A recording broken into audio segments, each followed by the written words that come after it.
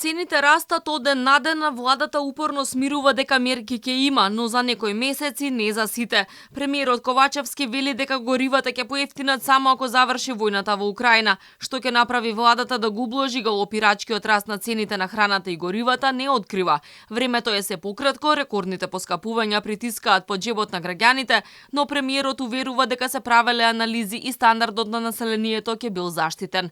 Се пофали дека владата прва реагирала кога почнала кризата, но не кажа зошто и прва укина најголем дел од антикризните мерки на стартот на јуни. Со ребалансот кој што е предвиден, кој што е предложен во собранието, веќе се предвидени нови 80 милиони евра за антикризни мерки и кои што ќе бидат нормално после направените анализи и после ревидирањето на постојните мерки ќе бидат предложени и ќе бидат ставени во функција. Можеме да го очекуваме зависно од за која мерка ќе се однесува во наредниот месец, односно во наредните месеци, зависно од мерките. Бизнисмените, особено оние што работат во прехранбениот сектор, бараат владата да интервенира од стоковите резерви, односно да обезбеди ефтина суровина за производство. Владата пак нема намера да помогне. Ковачевски вели имало непречено снабдување со храна и горива, па за нивно активирање не се зборувало. Стоковите резерви се на ниво кое што е пропишано со закон.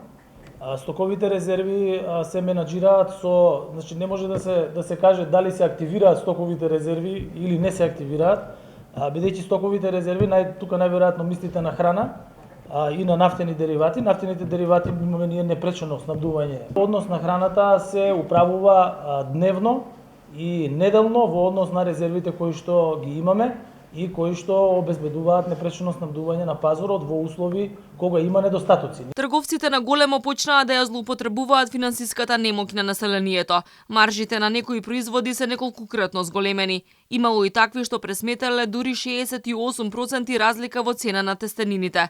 И додека власта уверува дека инспекторите се секојдневно на терен, во продавниците продолжува ценовниот хаос. Надлежните најавуваат дека ќе објават список на сите што се обидуваат да ќарат на грбот на населението.